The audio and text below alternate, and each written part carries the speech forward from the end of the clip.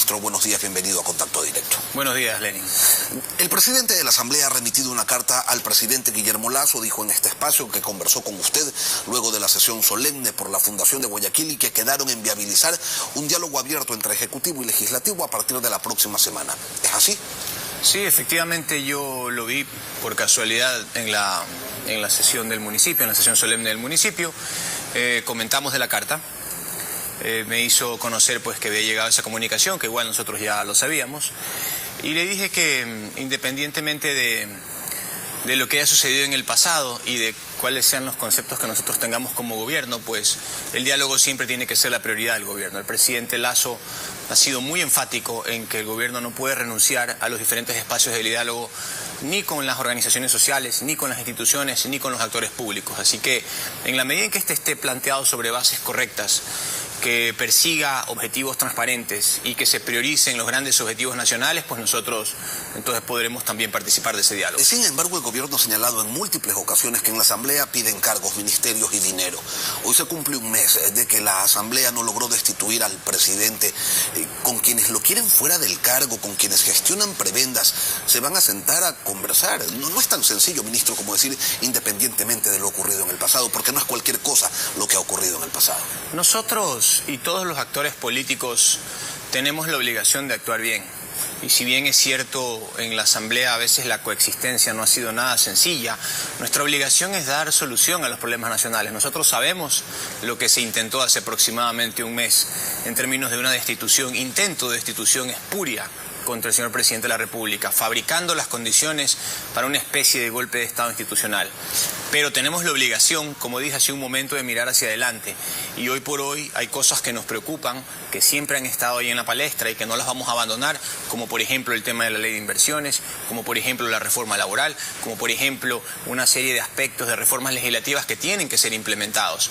Hay un presidente de la Asamblea, hay una serie de organizaciones políticas que no coinciden con nosotros, otros sí, y nosotros tenemos que buscar la manera de empujar el carro hacia adelante. Y sí, lo interesante es que no solo se trata del presidente Saquicela, sino también de algunos otros asambleístas, como por ejemplo los de UNES, quienes han señalado que quieren hablar con el gobierno, y así lo han dicho en este espacio de entrevista. Lo invito a revisarlo. Nosotros no somos irresponsables, nosotros no podríamos existir como Asamblea Nacional pretendiendo creer que el presidente Lasso no existe. Desafortunadamente existe y la Asamblea Nacional no se va a alejar del pueblo ecuatoriano. Va a tratar todo lo que le corresponda y no tenemos ningún inconveniente, Lenin, de sentarnos con el Ejecutivo. Bueno, desde el Ejecutivo, el colegislador, viene el tema laboral, que es esencial para el país, 60 años con el mismo código. Esa sería la prioridad, las reformas al Código del Trabajo. El gobierno ha hablado de una nueva ley de inversiones. ¿A cambio de nada? A cambio del Ecuador, a cambio de la gente. No de ministerios, no de cargos públicos, no de prebendas, no de dinero. Así de simple y sencillo debe ser. Los ecuatorianos y los políticos tenemos que pensar un poco más en el país, no pensar en nosotros. Lo ratifica Virgilio Saquicela, diálogo a cambio de nada. ¿Van entonces, ministro, a conformar esta comisión que propone el presidente de la Asamblea? ¿Con qué propuesta iría el gobierno a esas conversaciones? Bueno, por ahora solamente es una carta, ¿no? Es un bosquejo de lo que se pretendería en términos de coordinación entre Ejecutivo y Legislativo. Está bien, podemos tomar esa idea e ir para adelante, pero tenemos que ver concretamente de qué manera se va a componer esa mesa y sobre todo que no sea un espacio obstruccionista más. Para nosotros lo importante es que cada diálogo que se establezca arroje resultados positivos, que cada momento institucional que se pueda coordinar entre Ejecutivo y Legislativo tenga como claridad una agenda legislativa. De lo que veía hace un rato de quienes intervinieron, tanto del asambleísta Cabezas como del presidente Saquicela, ambos coinciden en que es necesario entablar ese diálogo ejecutivo y ambos coinciden también en un principio de agenda que podría enfocar la ley de inversiones y lo laboral. Ok, pues bien, si tenemos ahí una coincidencia, empecemos por eso. Trabajemos sobre esos aspectos. De todas maneras, en el tema del proyecto de ley de inversiones no hay mucho misterio, porque con el ensayo anterior quedó muy claro lo que se podía aprobar y lo que estaba siendo un poco más cuestionado. O sea que los elementos hay para poder avanzar. Y del Ejecutivo siempre ha habido predisposición. Lo que sucede es que no nos podemos someter ni a los caprichos ni a los chantajes de nadie. Y en la medida en que sea un diálogo franco, honesto, transparente y sincero, pues nosotros estaremos prestos para impulsarlo. Y ya que estamos hablando de propuestas, el legislador Fernando Villavicencio también les ha hecho una, que se convoque a consulta popular, que se acojan los temas que ya fueron calificados por la Corte Constitucional y que se le proponga al país una asamblea bicameral, que se le resten facultades a la Corte, que se le resten facultades al Consejo de Participación Ciudadana y Control Social. Este tema lo están analizando en Carondelet. Sí lo estamos analizando, hemos hablado mucho de la consulta popular todo el año, lo que pasa es que el país no ha dado respiro, o más bien las organizaciones políticas no han dado respiro. Entonces, nunca se ha abandonado la idea de la consulta popular, pero su contenido ha mutado a través del tiempo. Inicialmente aquí mismo conversamos de que era necesario una consulta popular con 3 ejes, el eje institucional, el eje económico y el eje de seguridad. Luego, con el incremento de los problemas en materia de seguridad, nos concentramos en una serie de aspectos que estaban enfocados justamente hacia este rubro. Hoy, después de lo que ha sucedido en el país con las marchas y de este nuevo espacio de posible coordinación entre el Ejecutivo y el Legislativo, el asunto institucional retoma fuerza.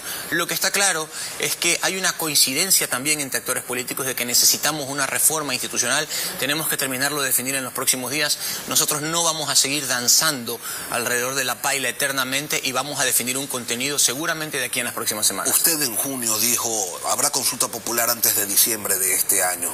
Eso ya no se mantiene. Bueno, nosotros tenemos un contenido que está, como le digo, bastante definido. Tenemos que tomar una decisión, debemos hacerlo en las próximas semanas. O sea, tienen las preguntas listas. Nosotros tenemos las diferentes versiones de preguntas listas. Tenemos la versión enfocada en materia de seguridad, tenemos la otra que se refiere a los temas institucionales, económicos y de seguridad también. ¿Qué es lo que los detiene, ministro? Entonces, ¿el hecho de saber mermado el capital político del gobierno y el temor a perder en las urnas? No, la prioridad de los temas y lo que es más importante para el pueblo ecuatoriano. Eso es lo que fundamentalmente nos detiene. Pero lo otro también cuenta. Obvio que lo otro también cuenta. Esto es política y la política se gana con votos, sea en la asamblea o sea en la calle. Por lo tanto, hay que tomar en cuenta cuál es el movimiento, o mejor dicho, la percepción y el sentimiento del votante en el momento en que se envía la consulta popular. Esto no puede ser un referéndum aprobatorio o desaprobatorio del gobierno. Esto tiene que ser un referéndum que vaya destinado a dirigir y sobre todo a solucionar los grandes problemas nacionales. La ley de comunicación ya está en manos del gobierno. ¿La van a vetar totalmente o se expondrán a la posibilidad, o expondrán al país a la posibilidad de que la asamblea se ratifique en el texto original? El presidente ha sido muy enfático en el tema de la ley de comunicación, del proyecto de ley de comunicación. Él ha dicho que tal como está planteado ese proyecto no está de acuerdo.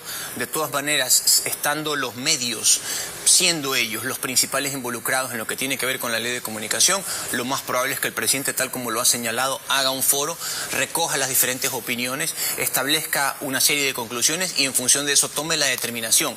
Si le da, por ejemplo, la oportunidad a la asamblea de enmendar el documento que ha enviado, vetándola parcialmente, o si es que definitivamente la veta totalmente. Pero su visión es totalmente distinta de lo que se ha aprobado por ahora por la asamblea. Ministro, hoy se retoman las mesas de diálogo con las organizaciones sociales, con AIE, FENOCIN y FEINE. Presentaron una propuesta de focalización que llama la atención porque establece 3 sectores. Uno que pagaría precios reales sin ningún subsidio, los transportistas que recibirían el combustible al precio actual y el sector agrícola que tendría una gasolina de $2.10 y un diésel de 1.50. El gobierno pidió tiempo para analizarlo y entendemos que hoy ya tienen lista una respuesta. Sí, hoy pues los especialistas tienen una idea bastante clara del asunto. La focalización no es un tema sencillo porque conceptualmente se la puede definir, pero es en el momento de la implementación y de los controles cruzados que el asunto a veces se complica un poco.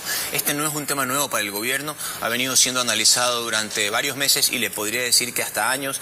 A todo el país estamos claros a estas alturas que le podría convenir un escenario de focalización de subsidios porque le va a permitir ahorrar dinero, pero tenemos que hacerlo de tal manera que esto no derive ni en mercado negro ni en contrabando. Para eso, hoy día justamente se reúnen en la mesa, se están en la mesa, al igual que la de control de precios también, se tomará la definición que más convenga al país. Con su propuesta. Nosotros tenemos nuestra propuesta, hay personas del Ministerio de Energía y Minas, de Petroecuador y las diferentes instituciones que tienen una claridad sobre por dónde podemos ir y por dónde no. Veamos qué es lo que arroja hoy día a la mesa de diálogo, estamos optimistas de que se pueda llegar a un acuerdo y si no, pues en el momento en que no se puede materializar un acuerdo entre las mesas, eso pasa a una mesa de coordinación que es la que se revisa al final. Pero ¿sirven de algo estas mesas de diálogo, estos acuerdos que se firman? Y se lo pregunto pensando en el comunicado de CONAIE de ayer, en donde señalan que más allá de que se cerró la mesa de banca pública y privada, dicen, señores, yo firmé esto, pero no estoy de acuerdo. Para nosotros, los acuerdos son los acuerdos. La palabra es la palabra. y el diálogo tiene que ser respetado, porque aquí no estamos hablando solamente de que se sienta el gobierno con las organizaciones sociales a definir un documento que luego el día de mañana tal vez no me gusta tanto. Aquí están de por medio 18 millones de ecuatorianos. Para nosotros, lo firmado en la mesa 2, que tiene que ver con banca pública y privada, es absolutamente vigente. Es más, yo aquí tengo el documento que permite tener claridad sobre las firmas de quienes participaron. Aquí está la CONAIE, aquí está también la FENOCIN, aquí está también la FEINE, y hay una serie de elementos dentro del acta de la mesa técnica que se adoptaron el 18 de julio. Por lo tanto, para mí el acuerdo reviste toda la seriedad del caso, tiene que ser respetado. Y claro, lo bueno es enemigo de lo perfecto. Lo perfecto, desde el punto de vista de las organizaciones sociales, sería que se adopte todo lo que ellos solicitaron. Pero en ese caso, estuvieran gobernando ellos y no nosotros. Y aquí no se trata de que gobierne el uno y no el otro. Aquí se trata de que los acuerdos se llevan a cabo para algo, y es una síntesis de lo que aspiran ambas partes. Ese es el principio de cualquier tipo de negociación. Por lo tanto, debemos seguir avanzando, debemos seguir trabajando en las otras mesas. Los acuerdos sí sirven, el diálogo también, pero debemos entender que no siempre se puede obtener todo lo que se quiere, pero aún así lo que se ha acordado es muy bueno para el país. Francisco Jiménez, ministro de Gobierno, gracias por acompañarnos hoy aquí en Contacto Directo. Gracias a usted, Ley.